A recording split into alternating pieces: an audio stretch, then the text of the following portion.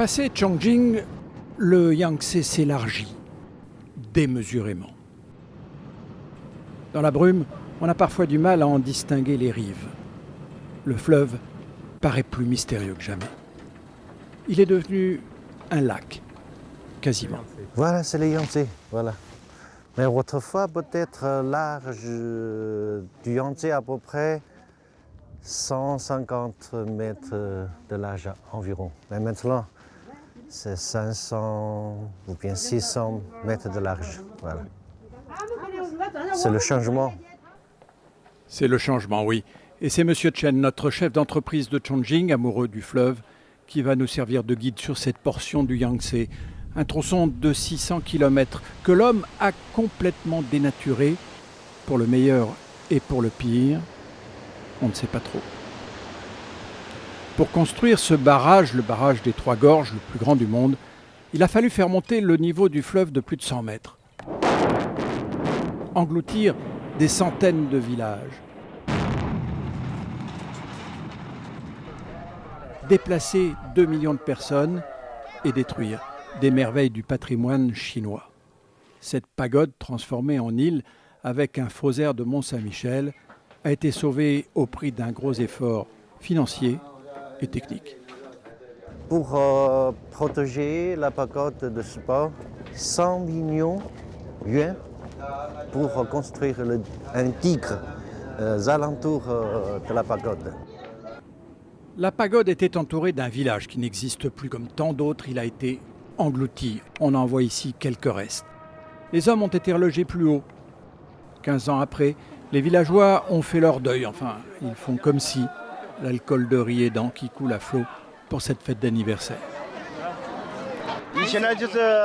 Notre vieille ville est là-bas, sous l'eau. Ici, c'est la nouvelle ville. On vivait du fleuve, il y avait un quai où on déchargeait les marchandises. Notre boulot maintenant, c'est de tout transporter en camion. C'est plus rapide. Quand je me souviens de cette époque, je n'ai aucune nostalgie. Le passé était dur, mais la vie est plus facile aujourd'hui. C'est politiquement correct de faire contre mauvaise fortune bon cœur. C'est vrai, on a été sacrifié sur l'autel du progrès, mais c'est pour le bien du pays. Voilà le discours. Mais en grattant un peu, on trouve une autre réalité. Nous sommes plus pauvres qu'avant. Autrefois, on pouvait planter notre terre. Maintenant, elle est sous l'eau. Nous n'avons plus de terre à cultiver. Curieusement, on a peut-être été plus attentif au patrimoine qu'aux hommes.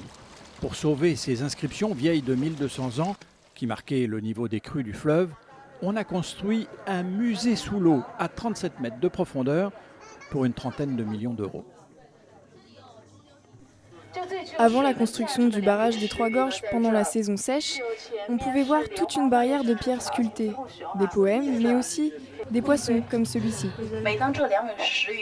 Lorsque les yeux des poissons étaient hors de l'eau, cela annonçait une bonne récolte pour l'année à venir.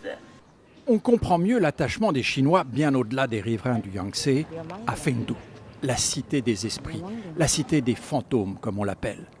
C'est un ensemble de temples qui surnagent au-dessus du niveau actuel du fleuve.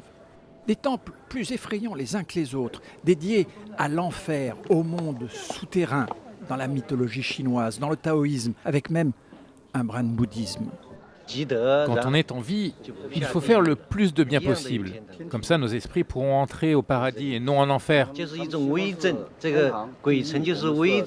ville fantôme, c'est pour détourner les gens du mal, les encourager à faire le bien. Alors ce barrage des Trois Gorges, plus loin en aval sur le Yangtze, est-ce l'enfer ou le paradis, le yin ou le yang? C'est en tout cas le barrage de tous les superlatifs, le plus grand du monde. Il produit autant d'électricité que 16 centrales nucléaires, avec les plus grandes écluses du monde qui peuvent faire descendre ou monter les bateaux de 113 mètres.